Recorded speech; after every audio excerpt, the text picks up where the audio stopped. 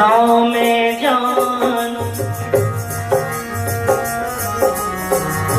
नाव में जानू आरती वंदन, ना पूजा की रीत। नाव में जानू आरती वंदन, ना पूजा की रीत।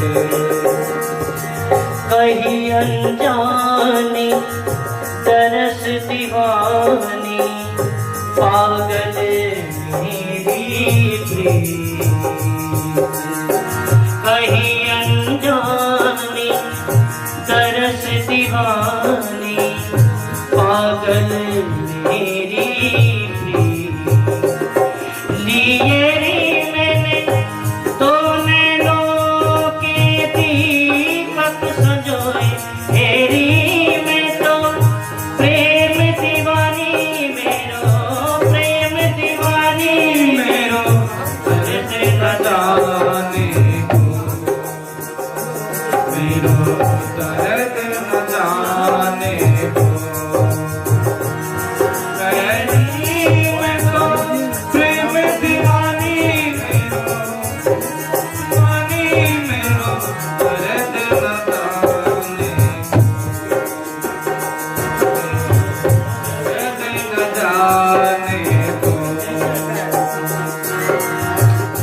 सूलियों पर सेज हमारी, किस विध सोना हो। सूलियों पर सेज हमारी, किस विध सोना हो। गगन मंडल में रहन पिया की, गगन मंडल में रहन पिया की। गगन मंडल में रहन पिया की, गगन मंडल में रहन पिया की। किस विधि मिलना हो मैं तो प्रेम दीवानी मेरो, प्रेम दीवानी मेरो। तुझसे न जाने को मेरो दर्द न जाने को।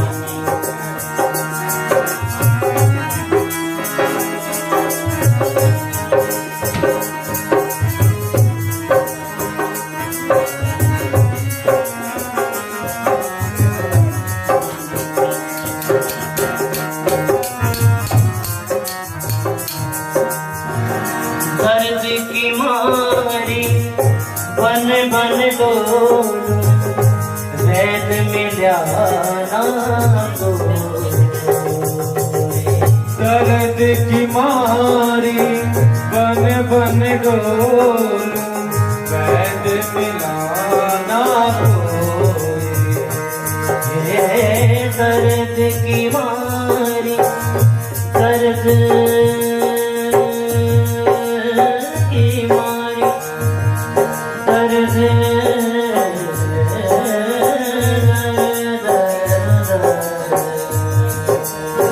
दर्द की मारी बन बन डोलूं, वैद में जाना को। मीरा की तब पीर मिटे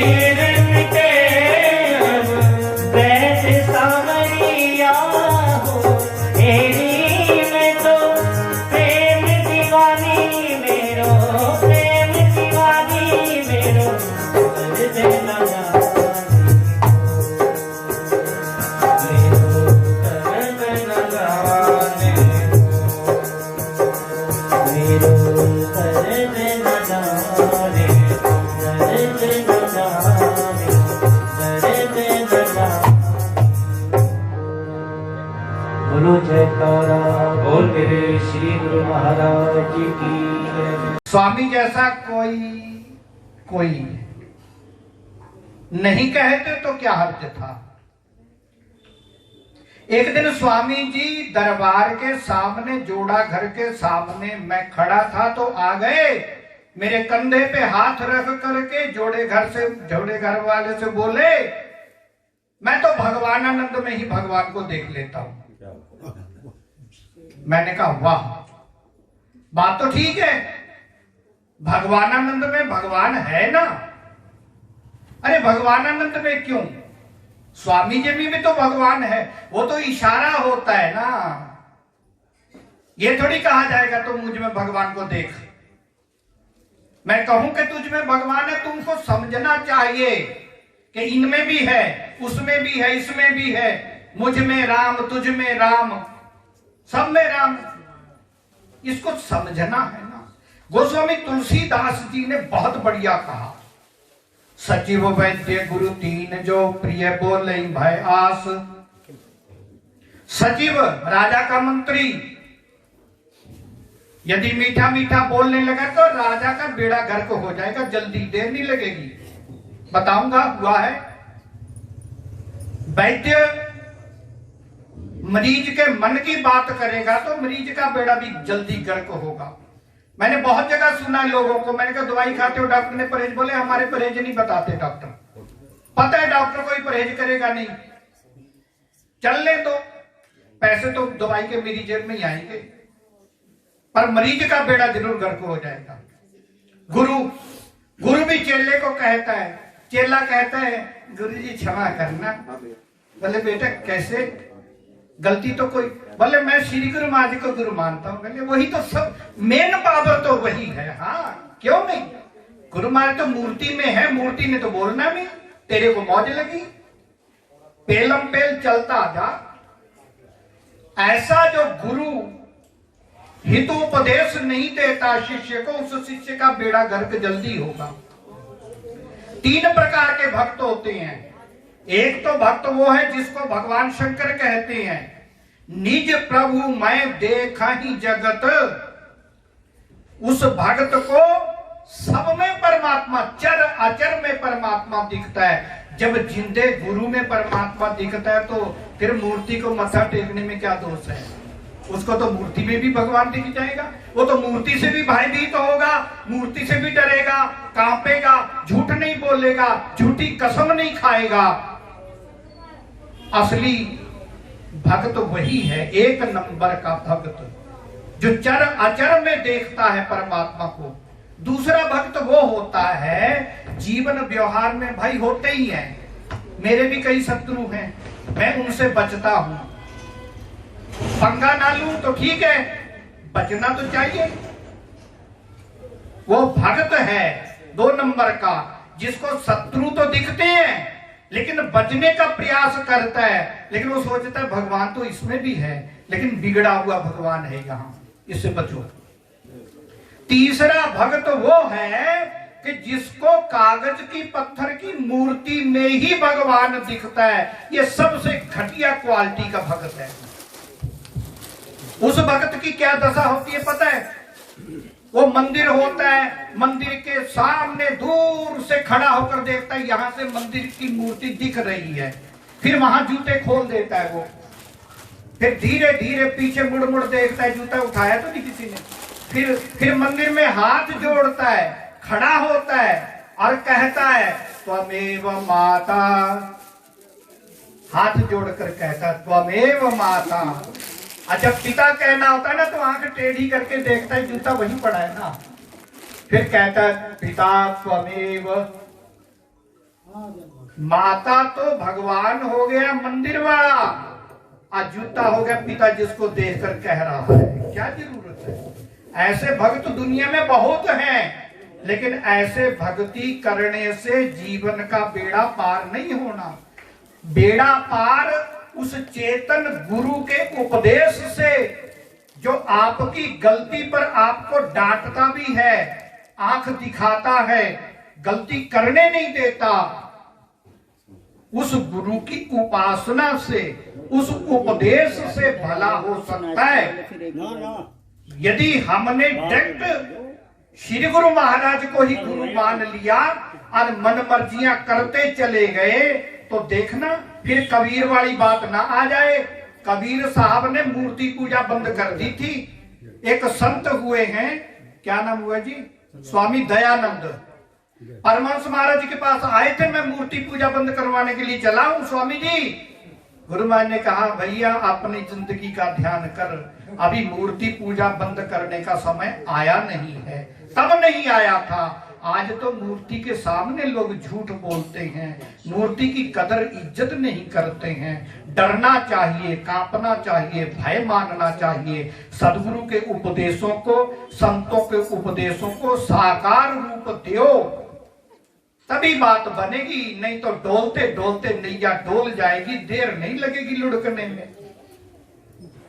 मूर्ति वो है असली, बस क्षण भर। ब्लैक बोर्ड के ऊपर मास्टर जी ने काखा गाघा लिख दिया, अब बच्चों को कहा इसको उतारो।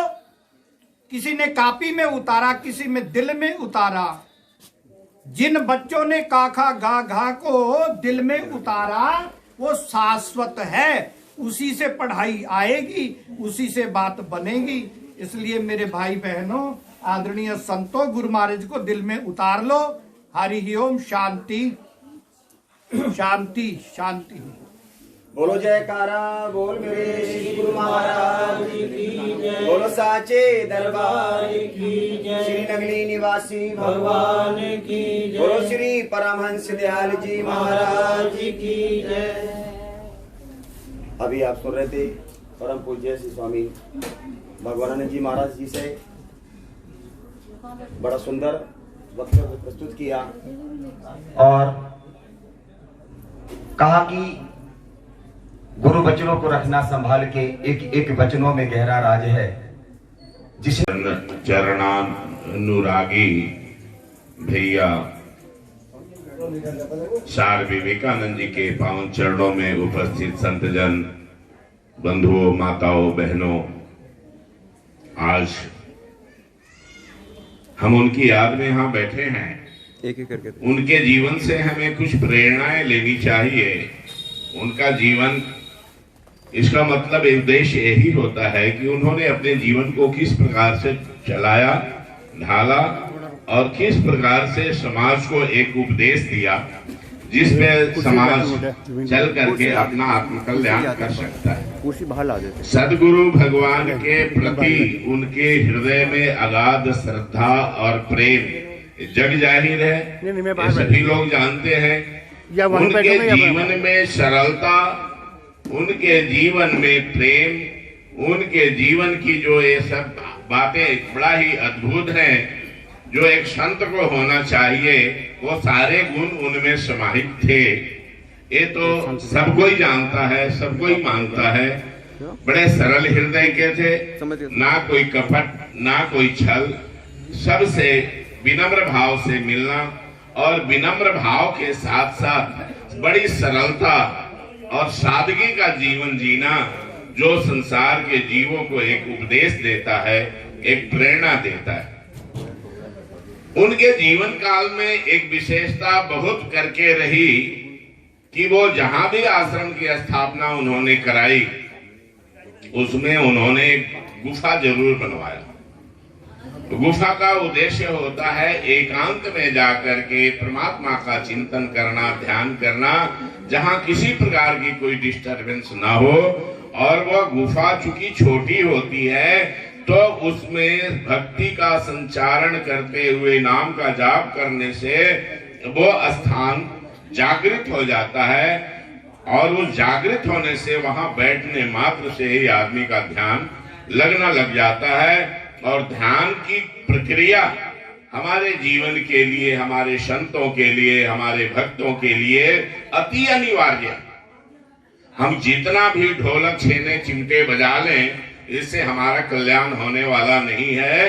कल्याण अगर होगा तो हम ध्यान के रास्ते से चल करके उस परम सत्ता को प्राप्त करेंगे, उसके बारे में हम अनुभूति करेंगे, अपने आत्मानुसंधान करेंगे, तभी हमारा उद्धार और कल्याण हो सकता है।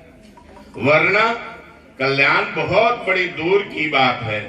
और महाराज जी जाने के बाद भी मुझे कई बार मिले, लेकिन ऐसे नहीं मिले जैसे हम आप सब बैठे हैं, ध्यान अवस्था में मिले।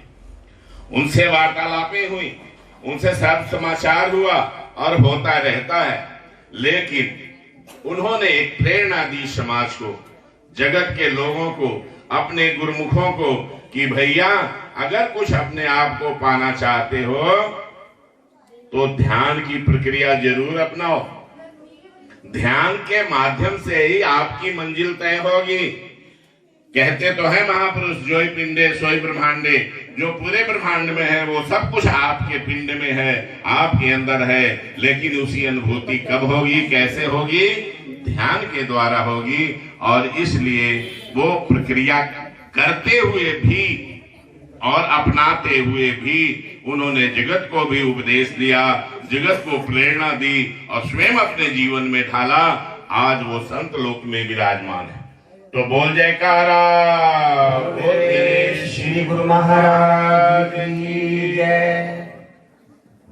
बड़ा सुंदर संदेश स्वामी जी को याद करते करते, और बताया कि बिना ध्यान के, बिना सिमरन के जीवन का कल्याण नहीं है। कहता हूँ कह जातू हूँ, कहूँ बजाऊं ढोल, श्वासा खाली जाते हैं तीन लोग का मोल।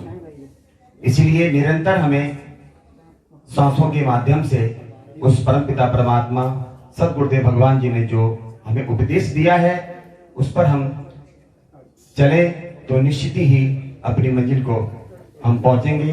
तो आइए अधिक न कहते हुए हमारे बीच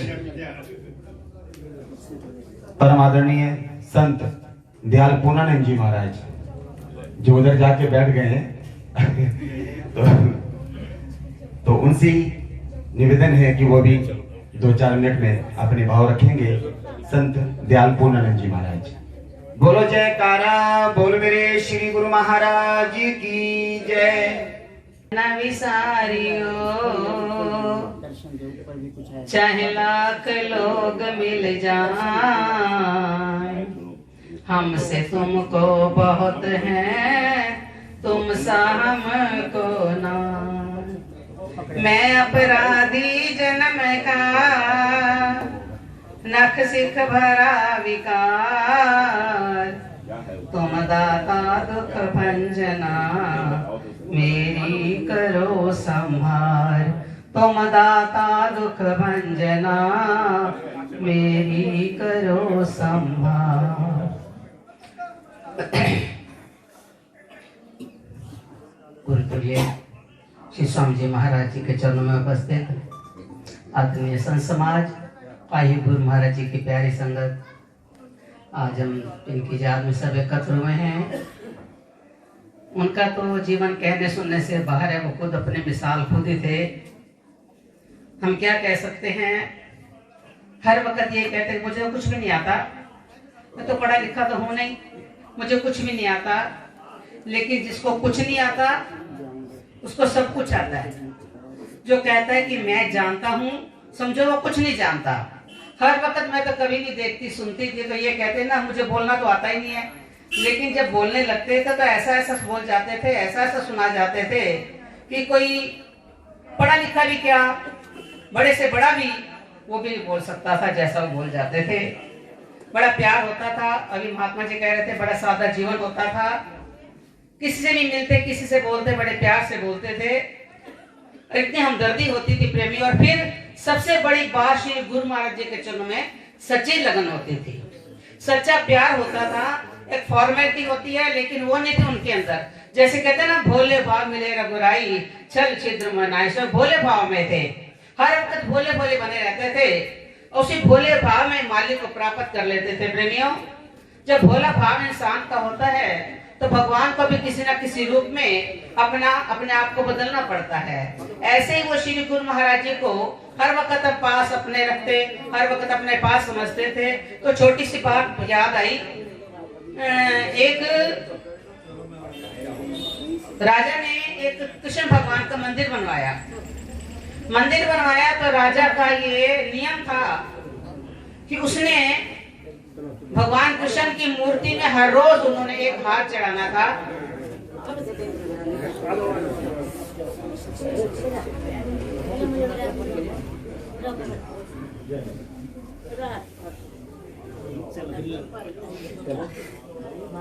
उन्होंने पुजारी से कह दिया, एक हार मैं रोज तुम्हें दिया करूंगा और भगवान कृष्ण के गले में वो हार पहना देना। अगले दिन जब मैं आऊंगा तो वो हार मेरे गले में पहना देना। ऐसा काफी टाइम होता रहा। एक दिन राजा ने ये कह दिया कि कल मैं नहीं आऊंगा, कल मैं नहीं आऊंगा। तो पुजारी को पता चल गया कि आज राजा ने तो आना नहीं। पुजारी के मन में ये आ गया कि आज राजा ने तो नहीं आना, क्यों ना ये हार मैं अपने गले में डाल लूं। उस दिन उस पुजारी ने वो हार अपने गले में डाल लिया। अभी गले में डाला ही था, थोड़ी देर में पता चल गया कि राजा की सवारी आ रही है। राजा की सवारी का सुन के एकदम तो उसको डर लग गया और उसको कुछ नहीं सूझा। उसने अपने गले का हार उतार करके भगवान के गले में दोबारा डाल दिया। बोल सांचे भोले भाव से, कुछ डर से जब वो हार दोबारा भगवान के गले में डाल दिया। जब राजा साहब आ गए तो उसने वही हार उतार करके राजा के गले में डाल दिया। अब राजा के गले जब हार डाला, राजा ने जब हार देखा तो उसमें एक बाल सफेद था, एक सफेद बाल था। तो राजा कहता है कि ये बाल कहां से आया। अब तो पुजारी कांप गया। तो कहते हैं पता नहीं, मालूम नहीं क्या हुआ। कहते ये बाल सफेद कहां से आया। कहते हैं डर के मारे, कहते कि भगवान के बाल सफेद हो गए हैं। भोले भाव, भगवान के बाल सफेद हो गए हैं, भोले भाव से कह दिया। अब राजा कहता है कि भगवान के बाल एक रात में कैसे सफेद हो गए। सच बता, तू झूठ बोल रहा है, ये बाल सफेद कहां से आया। वो बाल कौन सा था, किसका था, किसका था वो बाल। पुजारी का। पुजारी तो बूढ़ा था, उसके बाल सफेद थे। हार पहना तो एक बाल हार में लग गया। तो राजा कहता सच बता, ये बाल कहां से आया। कहते महाराज भगवान के बाल सफेद हो गए हैं। राजा कहता अच्छा, कल मैं आऊंगा, जब पूजा का टाइम होगा कल मैं आऊंगा, पूजा करने के लिए देखूंगा भगवान के बाल काले या सफेद हैं।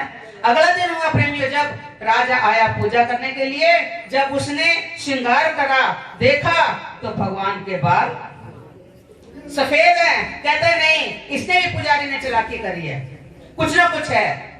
कहने लगा सच बता। अब तो उसके काटो तो खून नहीं, सच बता, कल तक मैं बताऊंगा, पूछूंगा तेरे से कि ये बाल सफेद कैसे हुए।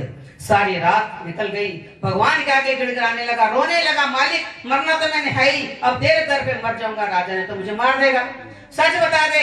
उसने ये कहा महाराज सच कहता हूँ, भगवान के बाल सफेद हो गए। जब राजा आया, देखा, श्रृंगार करने लगा तो देखा बाल सफेद है, विश्वास नहीं आया। उसने उनका एक बाल तोड़ा।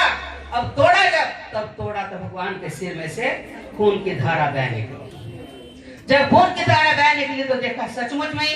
तो फिर राजा के एकदम से विचार बदले, चरणों में गिर गया। जो पुजारी था कि वाह महाराज, आपने मेरे पीछे अपने काले बाल सफेद कर लिए, तो आपने मेरे लिए इतना कुछ किया, तो मैं आपके लिए क्या कर सकता हूँ। उसने वही मत्था टेका और अपने आप शरीर को शांत कर दिया। राजा के विचारों में बदल गए, वाकई भगवान आप अपने भक्तों के लिए बहुत कुछ कर सकते हो।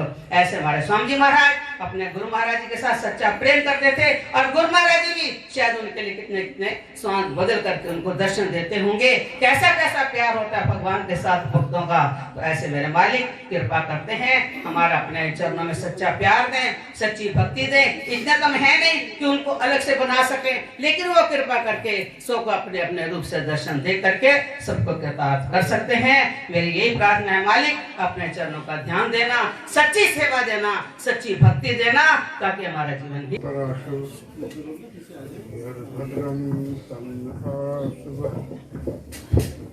शांति शांति शांति हो। पूज्य महाराज श्री के चरणों में विराजमान आदरणीय संत समाज, दूर दूर से गुरु महाराज की प्यारी संगत, एक बार उस स्वर के साथ जय घोष। गुरु सदगुरुदेव भगवान की जय। धन्यवाद। पूज्य महाराज श्री की ये छठी पुण्य स्मृति, और जब बात आती है स्मृति की, तो बहुत सारी स्मृतियां मानस पटल पर घूम रही है।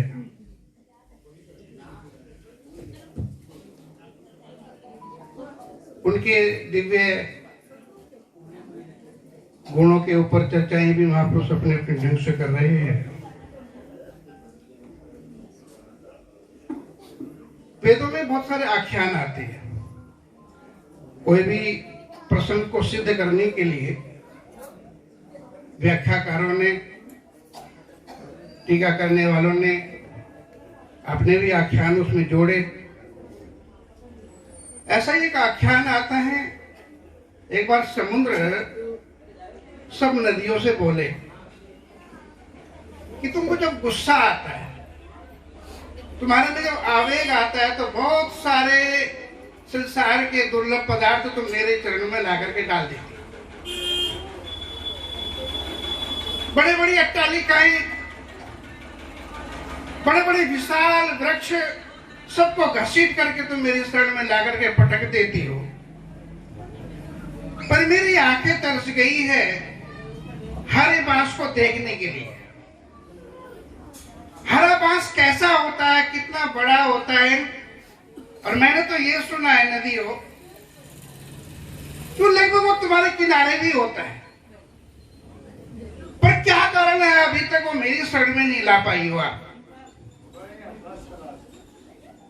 कारण बताइए। आख्यान आगे कहते हैं कि नदियां सारी हाथ जोड़ करके चुप शांत हो गई, लेकिन गंगा महारानी हाथ जोड़ करके बोली, प्रभु मैं उत्तर दूं? कहा तो कहा, ये आप बिल्कुल ठीक कह रहे हो कि जब हमें आवेग आता है, क्रोध आता है, गुस्सा आता है, तो जो भी डट करके हमारे सामने होता है, आकड़ करके हमारे सामने खड़ा होता है, चाहे कितना ही बड़ा महल हो, बिल्डिंग हो, किले हो, कितनी बड़ी वृक्षावली हो, हमें उसका जो डरता है, झड़ता है, वो हमें पसंद नहीं आती, और हम उसको घसीट करके आपके चरण में ला पटकती है। लेकिन आपने बात की है कि बांस क्यों नहीं लेकर के आई हो आज तक?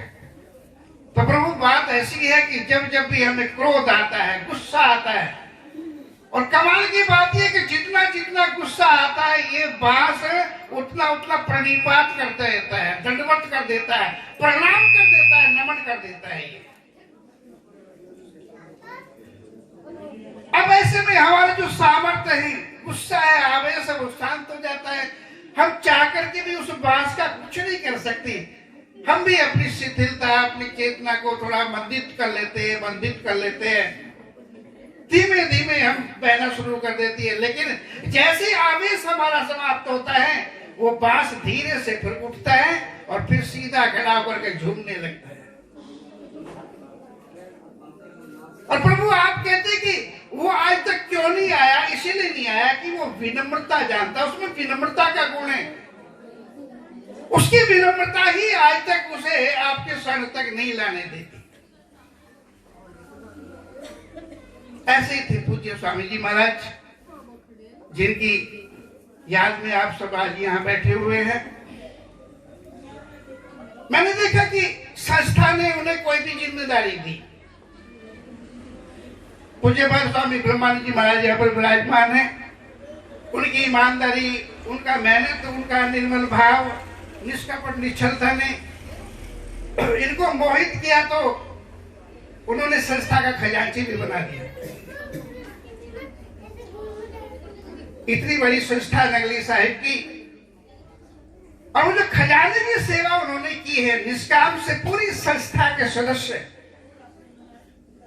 इतना भरोसा रखते थे उन पर, वो जैसा भी करे, जो करे, पता था कि ईमानदार है। 24 कैरेट के शुद्ध निष्कपट निश्चल महापुरुष है ये। कोई भी जिम्मेदारी संस्था नहीं दी, और नहीं भी दी तो वो ढूंढ लेते थे। आगरे की विकट परिस्थितियां से सब आप लोग परिचित ही हैं, और तो सब संसाधन है, वहां पर कोई कमी नहीं है। लेकिन प्रारंभ काल में एक कुमुद सिनेमा नाम के एक कुमुद थे, वहां पर इंडस्ट्रियलिस्ट थे, दबंग थे, हर तरह का बल था उनके पास में, और बड़े बड़े बाहुबली भी उनसे डरते थे। और हम सन्यासी लोग क्या कर सकते थे, लेकिन उन्होंने अपनी भूमिका ढूंढ ली। वहां पर भी एक तांगा लिया, उस पर माइक लगाया और हर चौराहे पर जाकर के बोलते कि या तो आगरे में एक वो आया था शाहजहां, जिसने अपनी पत्नी की याद में ताजमहल बनाया, या फिर ये आया है जो अपनी पत्नी कुमुद की याद में कुमुद सिनेमा हमारे त्रिलोकीनाथ नगरी निवासी भगवान की पावन तपोभूमि पर बनाना चाहता, कुमुद नाम का सिनेमा। क्या आप ये पसंद करेंगे? और एक संत चौराहे पर माइक लेकर के चिल्ला रहा है तो लोग तो यूं ही इकट्ठे हो जाते हैं, और जब वो अपनी बात कहते तो लहजे से कहते थे, अपनी बात को प्रतिपादित करने का उनके पास तरीका था। तो लोग सुनते थे, पत्रकार भी पीछे लगे और खूब पूछते थे क्या हुआ, कैसे हुआ।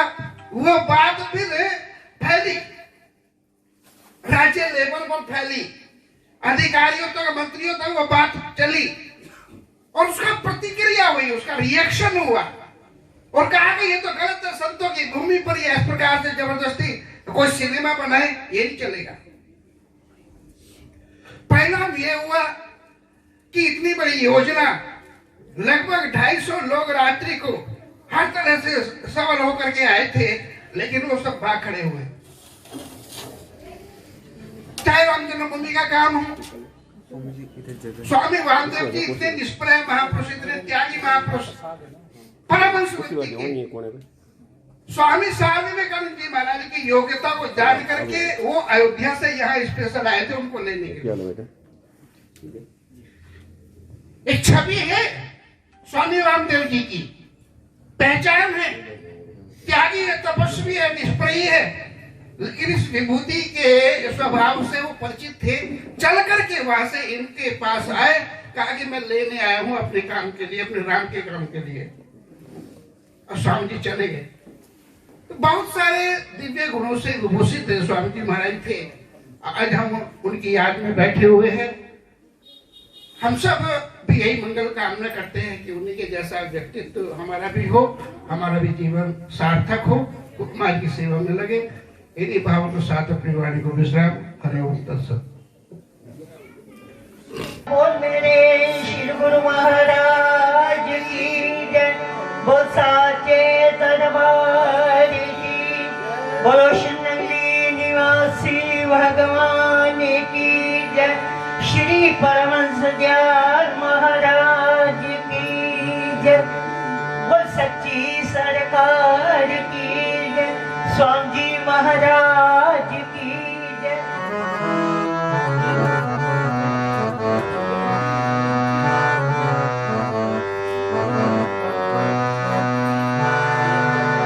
दिल की दिल में रख कर,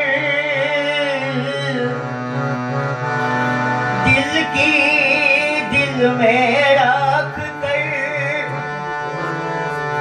चले गए चित चोर, जीवन दुखिया कर गए, तड़पत है मन मोर, जीवन दुखिया कर गए, तड़पत है मन मोर। बोलो श्री गुरु महाराज की।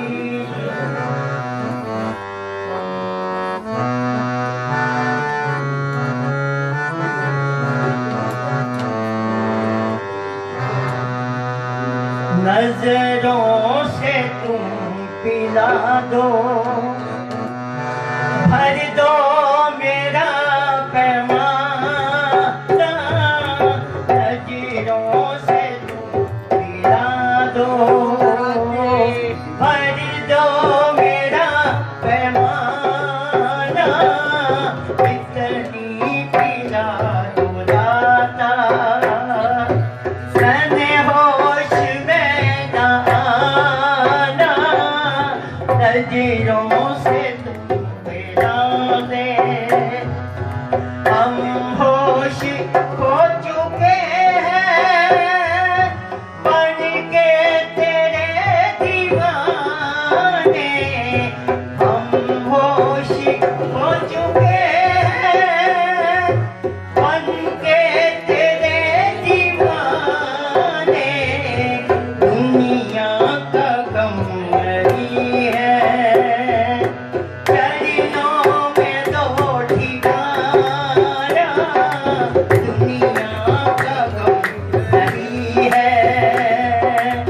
चरणों में दो ठिकाना, इतनी पिला दो दाता, मैंने होश में ना नजरों से तुम पिला दो। बीती सो जितनी बीती उसका तो गम नहीं है, बीती सो जितनी बीती उसका तो गम नहीं है, रहती है जितनी बाकी बाकी रहती है जितनी बाकी, चरणों में अब लगाना रहती है जितनी बाकी, चरणों में अब लगाना नजरों से मिला दो, भर दो मेरा पैमाना, इतनी पिला दो दाता, मैंने होश में ना नजरों से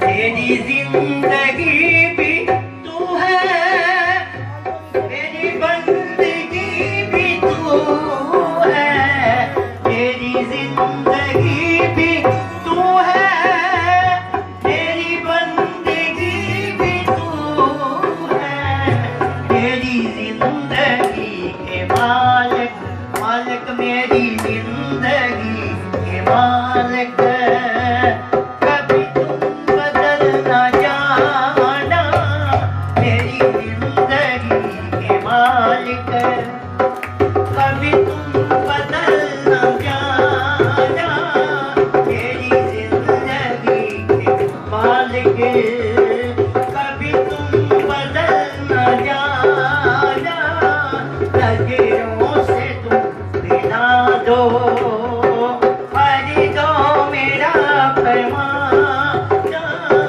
इतनी पिला दाता, मैंने होश में ना नजरों से तुम मिला दो। बोलो श्री गुरु महाराज की जय, वो साचे दरबार की, स्वामी जी महाराज की जय। बड़े प्रेम के साथ आदरणीय संत सार योगानंद जी महाराज ने स्वामी जी के श्री चरणों में अपने भाव प्रस्तुत किया। आपका बहुत बहुत धन्यवाद। आइए कार्यक्रम को आगे बढ़ाते हुए कार्यक्रम उपसंहार की ओर है। उसी श्रृंखला में हमारे बीच श्री नगली दरबार के वरिष्ठ महापुरुष परम आदरणीय परम सम्मानीय पूज्य बाबा जी के श्री चरणों में निवेदन है कि आप भी अपने मुखारबिंद के द्वारा हम सब पर कृपा करें, अपना आशीर्वाद दें। सुनेंगे पूज्य बाबा जी महाराज जी को।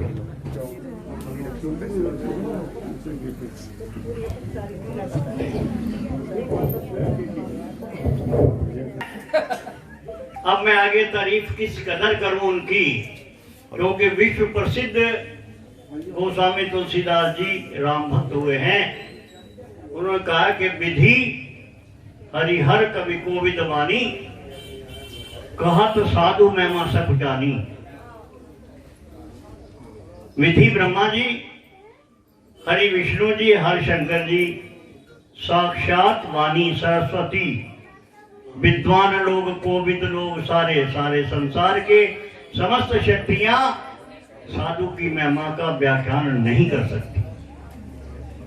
और उनका मेरी बुद्धि भी कैसे, विधि हरिहर कवि कोविद वाणी, कहा तो साधु महिमा सख जानी, सो मोसन कही जात न कैसे। तुलसीदास जी कहते हैं शाक बनिक मणि गण गुण जैसे, जैसे मणियों के ढेर के गुणों को एक सब्जी बेचने वाला नहीं जानता, सो ऐसे गोस्वामी तुलसीदास जी महान शक्ति, जिन्होंने एक प्रमाणिक ग्रंथ रच करके समस्त संसार का कल्याण किया है, उनका कहना है कि मैं भी नहीं गा सकता, फिर भगवानपुरी कैसे गा लेगा। निवेदन करना है मात्र, जो मेरी सोच है शायद ठीक है या गलत है, वो जिंदगी का संत जीवन का समस्त हिस्से में से ज्यादा मेरे साथ ये हैं। जब वो कैथल से आए तो उसके बाद वो निरंतर 20-25 साल मेरे अंग संग रहे, तारीफ करते रहे और सतगुरु की सेवा भी होती रही। मेरे ख्याल से वो प्यार जो महापुरुषों का होता था आज वो नहीं है, कतई नहीं है, 10% भी नहीं है। दिवाली की रात मेरे भाई बंधु जो यहाँ मेरे साथ संस्था की सेवा करते थे, जो मेरी सोच है वो सारे, और स्वामी सार विवेकानंद जी दीपावली की रात मेरे पास बैठकर खाना खाते थे और शुगर मुगर भी जो करना होता था दिवाली का करते थे। एक बार मेरे ख्याल से 65 से अब तक जितने साल होते हैं, 36 और 20 56 साल, दीपावली,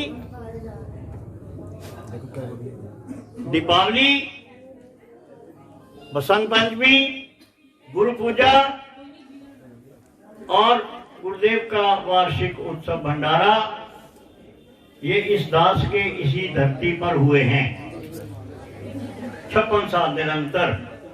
ये पहला साल है 57 जो मुझे बसंत पर आगरा दरबार जाना पड़ा, तो उसमें से एक दीपावली फगवाड़ा में मुझे किसी ने फ्रंटियर एक्सप्रेस से उतार लिया, चलते समय नीचे खींच लिया कि गुरुमा जी यहाँ नहीं है क्या, दिवाली मनाने नंगली साहब जा रहे हो। वो मेरा नागा हुआ।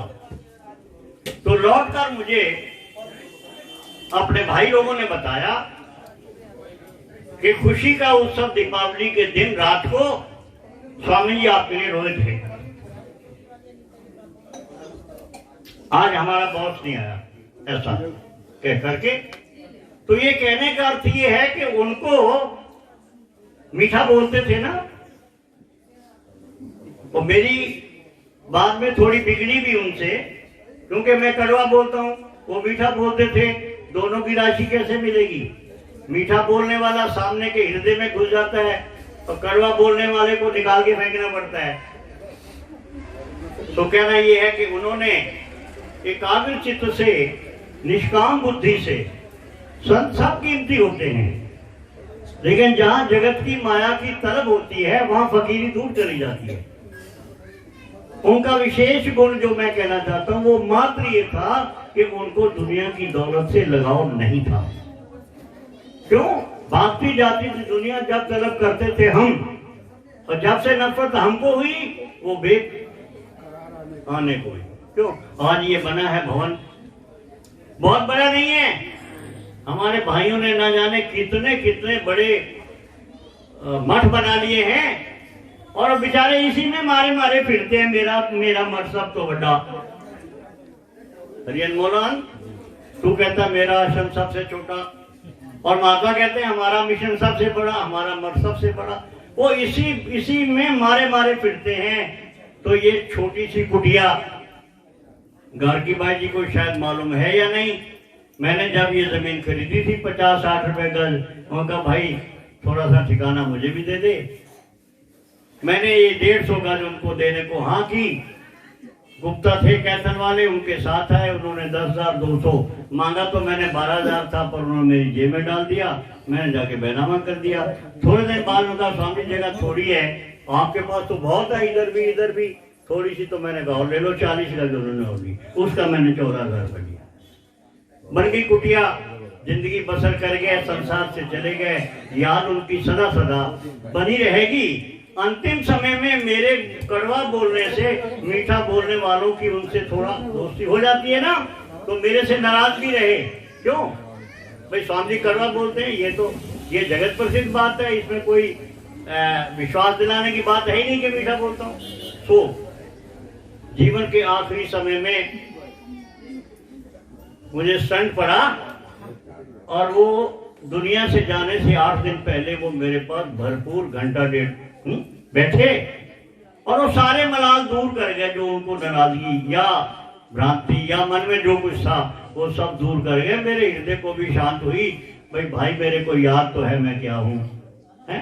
सो इस प्यार से गए। आखिरी बात कहकर आपको ये बात बतानी है कि निष्काम संत हुए बिना जिंदगी का भला नहीं हो सकता। आज मेरे भाइयों, आप बुरा ना मानना, गांव में क्यों आपको लोग पीट रहे हैं? आज इस गांव में अच्छे लोग हैं लेकिन मेरे भाइयों को पीट रहे हैं, क्यों? वहां बात सिर्फ सकामता की है। सकामता से अवगुण पैदा होते हैं और अवगुण पैदा होने से संसार पीटता है। उनकी बात आखिरी कहकर वाणी को विराम दूंगा। हजरत निजामुद्दीन एक दरगाह है दिल्ली में, देखी होगी सबने, मैं भी गया हूँ बड़े शौक से दर्शन करने। उनका एक चेला था, यादाश्त मेरी कमजोर है, मुझे लगता है मीर खुसरो ना, मीर खुसरो, बेहद लगाव था। और एक बार पीर साहब ने भेजा, जाओ फलाने राजा ने बुलाया है, कुछ हीरे जवाहरात देना चाहता है दुनिया के, उनके लिए तो वो पत्थर ही थे, ले आओ। लाए तो पता नहीं कितने खच्चर लदे हुए हीरे जवाहरातों के, सोना चांदी के लेकर मीर खुसरो पानीपत आया। इस बीच में एक गरीब गया पीर के चरणों में, महाराज जी मैंने बेटी की शादी करनी है, मुझे कुछ दे दो। गरीब बच्चा जाता ही है फकीरों के पास, बादशाहों के पास, जहां भी उनका दाव लगे। तो हजरत निजामुद्दीन ने एक टूटा हुआ जूता दे दिया उस सज्जन को, जाओ। अब दुनिया का जानकार जिसको जूता मिला टूटा हुआ, वो 2 रुपए का भी नहीं बिकेगा, लड़की की शादी करने के लिए वो लेने आया था, चल दिया निराश होकर थैले में डाल के। वो भी उसी धर्मशाला में ठहरा जिसमें मीर खुसरो था। पीर के जूते की खुशबू आई और घूमने लगा उस धर्मशाला में, घूमने लगा कहां से आ रही है खुशबू। जिस चौखट से आई, जिस दरवाजे से आई, वो खटखटाया, खोला और उस सज्जन से बात की, तेरे पास क्या है? बोले होना क्या था, क्या मैं तो हजरत निजामुद्दीन की शरण में गया था, लड़की की शादी करनी है, इसे टूटा हुआ जूता दे दिया मुझे। कहते मुझे किसी कीमत पर दे सकते हो? बोले हाँ ले लो, मैंने क्या करना है। तो सारे के सारे खच्चर जितने लदे थे, आज तो उसकी कीमत आंकी नहीं जा सकती, सारे के सारी उसको दे दी, जाओ ले जाओ दौलत। और वो जूता लेके पीर के चरणों में गए। जाके हजरत निजामुद्दीन तो अंतर्यामी थे, कहते क्या लाए हो? बोले जूता, आपका चरणों की दासियां। तो उन्होंने ये फरमाया कि सस्ता खरीदा, सस्ता खरीदा, सस्ता खरीदा। ये हजरत निजामुद्दीन ने कहा। जैसे कैसे समय बीता, हजरत साहब की ख्वाहिश हुई जाने की दुनिया से, तो मीर खुसरो को कहीं भेज दिया बाहर सत्संग के लिए या भ्रमण के लिए। भाई मैं शरीर छोड़ना है, ये बर्दाश्त नहीं कर सकेगा, और स्वयं चले गए। ये फरमाते हुए कि मीर खुसरो की समाधि, कब्र बोलते हैं उनकी भाषा में, मेरे सामने रास्ते में बनाना। जो पहले आए सजदा करने, पहले सलाम वहां करे, फिर मेरे पास आए। मैं सिर्फ ये देखने के लिए हजरत निजामुद्दीन की दरगाह में गया। तो मैं यही कहना चाहता हूं कि उस बंदे को, उस संत को दुनिया की दौलत से कोई प्यार नहीं था, ये तो बन गया स्वाभाविक।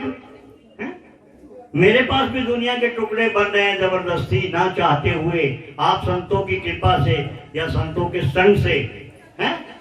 लोग परेशान भी हैं, मैं परेशान नहीं हूं। मैंने कुछ चाहा नहीं जिंदगी में। आज मुझे 69 साल हो गए इस दरगाह में रहते हुए, पर मेरे से दूसरा कमरा नहीं बना। एक ही झोंपड़ी जिसमें मैं आज रह रहा हूं।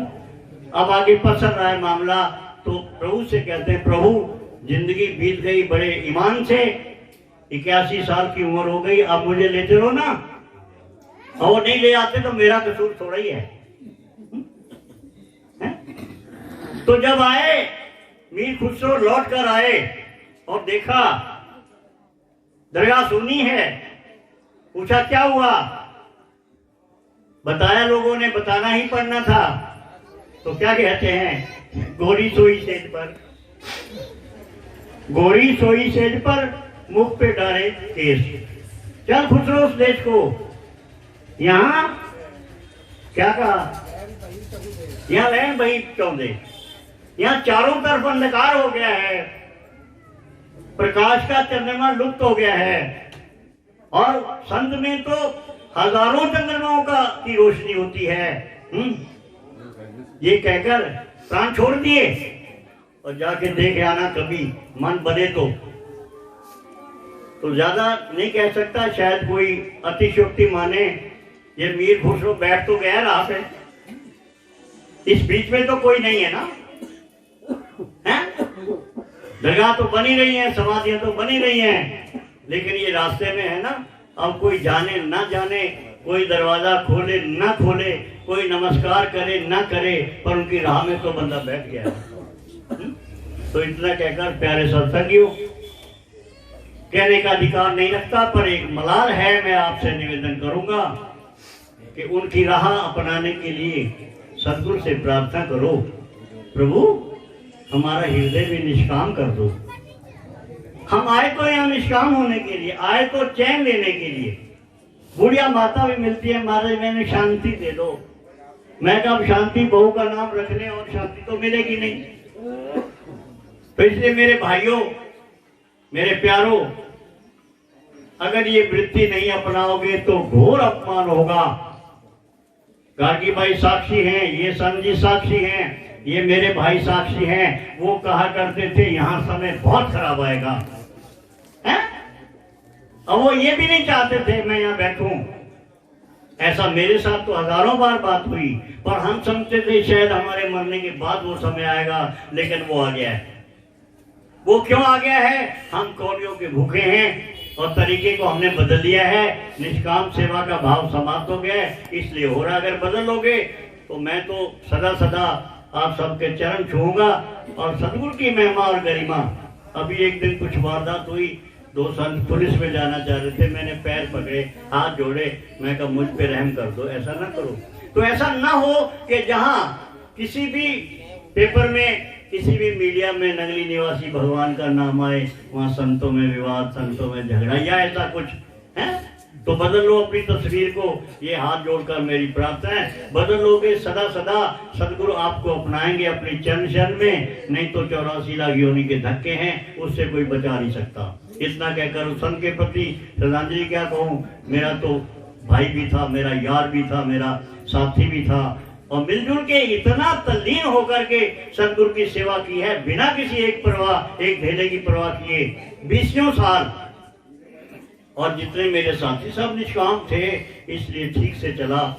अब भी कर दो उससे बेहतर, ऐसा आपसे प्रार्थना करता हूँ। और संत के प्रति श्रद्धांजलि क्या कहूँ, प्यार के शब्द हैं, शुभकामनाएं हैं। ये संत गार्गी भाई के पूर्ण विवेकानंद जी नाम है शायद, वो सार विवेकानंद जी थे, ये पूर्ण आत्मा जी हैं। और ये अपने गुरु के आदर्श को फैलाने के लिए और कायम रखने के लिए भरपूर इनकी मेहनत है। इनके लिए श्रद्धांजलि तो नहीं कहनी क्योंकि है ना शुभ नाम कामना कहते हुए अपने वाणी को विराम देता हूँ। प्यार से बोलिए सतगुरुदेव भगवान की, बोलिए साचे दरबार की, बोले श्री हरिहर सरकार की। पूज्य स्वामी जी महाराज जी के जीवन पर प्रकाश डाला। मैंने स्वामी जी को बहुत नजदीक से देखा, उनसे जीवन से बहुत कुछ सीखा मैंने। कैसी उनमें निम्रता थी, कैसे प्यार से उन्होंने गले लगाते थे। आज वो हमें कमी खिल रही है। ऐसे महापुरुषों का मिलना बहुत कठिन है, जिन्होंने हर समय जब भी आना, जब भी मिलना, बड़ी प्रेम से, बड़ी प्यार से, क्योंकि प्यार के वो भंडारी थे, उनके अंदर प्यार भरा हुआ था, इसलिए वो प्यार बांटते रहे, प्यार से सबको गले लगाया। जब बात आई छपरा की, दादा गुरु महाराज जी का जन्मभूमि पर मंदिर बनाने की संक्षेप में कहूंगा, और मीटिंग में बात आई कि इसको कौन संभालेगा। मुझे स्वामी जी ने खड़े होकर कहा कि मैं छपरा की सेवा करूंगा, दादा गुरु महाराज जी के चरणों की सेवा करूंगा, और उन्होंने करके दिखाया। और अपनी जितना जीवन बचा उन्होंने दादा गुरु महाराज जी के चरणों में लगा दिया, और छपरा का विस्तार भी उनके स्वामी जी के ही सेवा के कारण हुआ, क्योंकि स्वामी जी ने हमारी जिम्मेदारी ली और छपरा का विस्तार हुआ। दादा गुरु महाराज के बहुत भव्य मंदिर और बना, और प्रचार किया उन्होंने पूरी दुनिया में ही, छपरा के लिए जोड़ा संगत को। तो ऐसे स्वामी जी का एक स्नेह था, प्रेम था,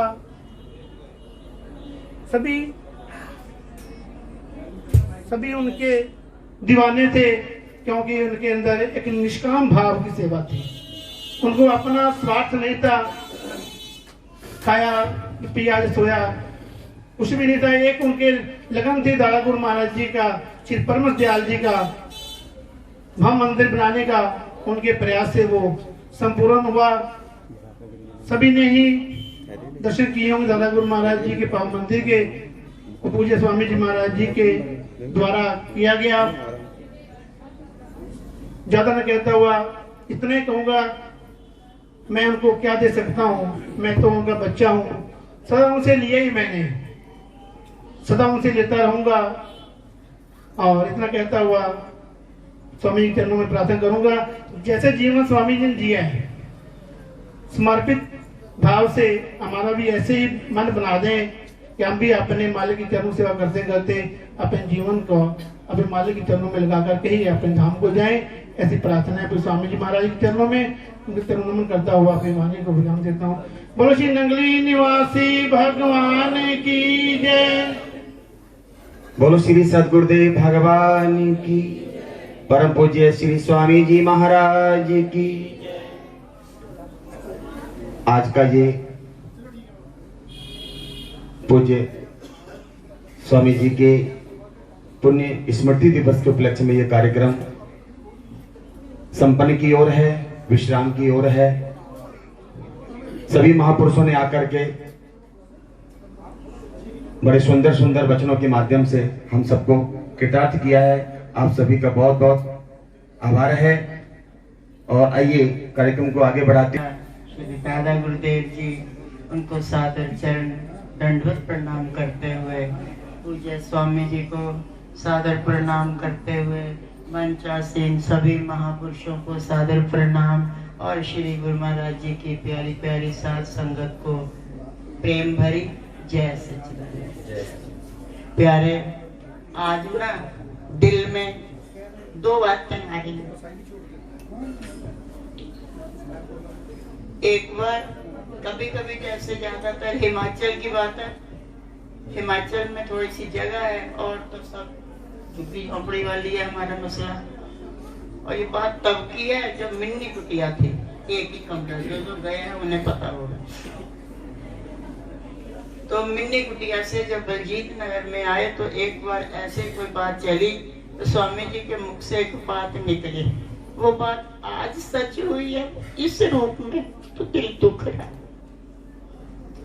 कहते हैं गायत्री, मेरे से भी ये गलती होती है, अपना बता रही हूँ, मेरे से भी ये गलती होती है, क्योंकि जगह की दिक्कत के कारण हम चाह करके भी संत महापुरुषों को प्रोग्राम में बुला नहीं पाते हैं, क्योंकि हमें पता है थोड़ी सी दिक्कत हो तो संत महापुरुषों को कष्ट हो तो वो फिर मेरे से ज्यादा उनको परेशानी होगी। इसलिए ये उनका बच्चा प्रमोद किसी से गुजारा कर लेते हैं, मन की मन में रह जाती है। और उस समय बलजीत नगर में एक मंदिर में प्रोग्राम था, तो शायद 7 फरवरी का था, कौन सा था, तो स्वामी जी कहते हैं गार्गी मेरे मन में एक बात आती है, मन में ये है कि नंगली दरबार के जितने भी संत हैं उन सबको एक बार आश्रम पे बुला करके एक उत्सव करवाऊं। पर मैं ये सोचता हूँ मैं तो गरीब दास हूँ और ना मेरे पास कोई झोपड़ी है ढंग की ना कुछ, तो फिर ऐसे मन भी नहीं करता। पर ये बात लगता मन की मन में रह जाएगी। तो बीच बीच में ये हमारे हरि भैया हरि अनमोलानंद जी, तो इनको बुला लेते थे बस केवल एक मन में इसी भाव से कि हाँ अगर उनसे सम्मान ना हो पाया तो श्री गुरु महाराज जी बुल्ले शाह के गुरुदेव इसी बात पे नाराज हो गए थे कि गुरु महाराज जी की जगह अगर गुरु महाराज जी के बच्चों का सम्मान नहीं होगा, हमारे मालिकों की जगह अगर उनके लालों का सम्मान नहीं होगा तो उनको उनकी भी खुशी हम वो प्राप्त हमें नहीं होगी। तो इसलिए बस ये बात मन की मन में रही। आज ये घटना पूरी हुई उनकी कब, उन्होंने बलजीत नगर में ये बात गई थी। बलजीत नगर को छोड़े हुए भी काफी साल हो गए, लेकिन आज इस रूप में उन्होंने अपनी बात पूरी करवाई और सभी महापुरुषों को बुलवाया। और इस तरीके से एक तरफ का मुझे ये भी महसूस हुआ कि हाँ मतलब हम स्वामी जी ऐसे हमें अकेला छोड़ के चले गए। दूसरी तरफ मन में बहुत बड़ी तसल्ली है जब ऐसे बड़े बड़े संत महापुरुष बैठे हैं भाई लोग हमारे, जब सिर पे हाथ रखते हैं। उसमें नेता भैया जी आए, स्वामी जी आए थे, तो उन्होंने जब सिर पे हाथ रखा तो उस वक्त मतलब बड़े बड़े महापुरुष जब सिर पे हाथ रखते हैं ना तो लगता नहीं गार्गी वो यही है, कहाँ गए हैं। इन सब के बीच में है ये हाथ, इन महापुरुषों के नहीं है उन्हीं के ही हैं। और आप सबके बीच में आज कौन कहेगा कि गार्गी अकेली है। ऐसे बड़े परिवार के अंदर छोड़ के गए हैं कि गार्गी तू संभाल के तो दे, परिवार तो बहुत बड़ा है श्री गुरु महाराज जी का, कितनों को संभालेगी, किसको देखेगी। हाँ वो बात की बात है कि ये हमारे भैया जी बैठे हैं हरि भैया के पड़ोस में, परम आदरणीय स्वामी योगानंद जी। सबसे पहले तो हमें हमारी इस दरबार के संतों में इन्हीं से मुलाकात हुई है और इनको तो श्री राम महात्मा जी कहते थे हम लोग। और वो धर्मशाला के घूमने में बैठे होते थे स्वामी जी ये और ये हमारे बाबा जी, ये नौका कितने घंटों की जो महफिल जमती थी वो छवि देखने वाली बनती थी, घंटों निकल जाते थे। और उसके बाद भी जो है फिर बीच में जब स्वामी जब आते थे विश्राम के लिए, गर्मियां होती थी छत पे चढ़ जाना, तो कई बार ऐसे लगता था, मैंने कहा बाबा स्वामी जी आप लेटेंगे तो है नहीं, आपकी तो कथा कवाली चलनी है, खूब चलेगी, आप अपने आनंद लो मजे मजे में। और ये देखिए हमारे श्री राम स्वामी जी, इनको फोन किया, मैंने कहा भैया कहाँ रह गए, कहते हैं प्रोग्राम आज ही है क्या। मैंने कहा धन्य हो महाराज, ये बड़े बड़े शहरों में ये तो ये छोटे छोटे हादसे लगता होते ही रहते हैं, आपने भी कर दिखाया है तमाशा। तो क्या है, अच्छा लगा ना, थोड़े हंसी भी आई। फिर अभी फोन रखने के 5 मिनट के बाद भैया आ भी गए स्वामी जी, हमारे स्वामी जी घर तक भी गए हुए हैं, प्यार बहुत करते हैं, बस दिखाते हैं थोड़ा थोड़ा कभी कभी कि मैं राम हूँ बेशक, पर समय चले धनुष भी चला दूंगा। तो प्यारे बहुत हम नसीब वाले हैं कि बड़े बड़े ये बाबा जी ने कितने प्यारे प्यारे वचन सुनाए हैं। महापुरुषों की जो सही शब्दों में जो शिष्य होता है गुरुदेव की वस्तु की खुशबू पहचान जाता है। मेन बात यही थी ना कि कैसे उनको अमीर खुसरो जी को पता चला यहाँ गुरुदेव की सुगंध आ रही है, कहाँ से आ रही है, आखिरकार उसने खोजा। ऐसे ही प्यारे महापुरुष तो अपनी महक पूरी दुनिया में फैलाया करते हैं। उन्होंने कह दिया मीर खुसरो जी बैठे हुए हैं और हम कह रहे हैं अपनी सुगंधी फैला रहे हैं। जैसे जिसका भाव होगा वो कहता चला जाएगा, क्योंकि उनके बारे में कुछ भी कहने में ना बाद में आके यही रहता, प्रभु उनके जैसे वही हैं, उनके साथ किसी की कोई भी कंपटीशन नहीं है, क्योंकि वो वही थे। तो आप सब ने इस गरीब पे कृपा की, अपना आशीर्वाद दिया, बहुत अच्छा लगा। हम तो भजन यही बोलते हैं कि छोटा सा परिवार हमारा प्यार बनाए रखना, काफी छोटा सा परिवार श्री गुरु महाराज जी और भी बड़ा करते रहे, अपना आशीर्वाद बनाए रखें, अपनी कृपा बना करके रखें और इसी तरह हम सब सम्मेलन करते रहें। कहाँ कोरोना बनाया और कहाँ लंगर की हुआ तो कहाँ मंदिर में, मंदिर सबके सोशल डिस्टेंसिंग तो खत्म हो गई। हमारे गुरु महाराज जी ने तो लंबी चौड़ी डिस्टेंसिंग कर रखी है। सबसे बड़ी सोशल डिस्टेंसिंग तो हमारे मालिक ने की है। चलो कोई बात नहीं, इसीलिए की है क्योंकि उन्होंने कब की इच्छा। हम महापुरुष यही कहते हैं ना कि हमको अपने भाव दृढ़ करके रखने चाहिए। देर सवेर भाव अवश्य पूरा होता। कब बलजीत नगर का स्वामी जी का वो भाव कि गार्गी मेरे मन में ये बात है पर क्या करूं, ना तो जगह है, ना मेरी ऐसी व्यवस्था है, ना मैं ऐसा कुछ कर सकता हूँ, पता नहीं क्या क्या बोल गए और फिर ऐसे बुला करके मैं सम्मान ना कर सकूं तो फिर तो भी थोड़ा है, मुझे समझ नहीं आता। चलो कोई बात नहीं, उनसे और उनसे वो ये दोनों तो मिले हुए भाई लोग और भी जिनको बुलाओ आते ही थे सब लोग। वो भगवान को पीछे वाले तीसरे नंबर में हमारे स्वामी भगवान जी जिनके अंदर ही भगवान को देखते थे वो भी, और इस तरीके से जितने भी आते हैं। और ये बुआ जी हमारे प्यारे प्यारे बुआ जी, और एक इधर बैठे हैं बुआ जी। नसीब वाली हूँ, बड़े लोगों का आशीर्वाद मेरे सिर पे है और इसी तरह से ही सबका प्यार और सबका आशीर्वाद बना रहे तो मेरे जैसा लगता है किस्मत वाला और तो कोई इस दुनिया में होने वाला नहीं है। इसी के साथ ही वाणी को विराम देंगे। बोलो जयकारा।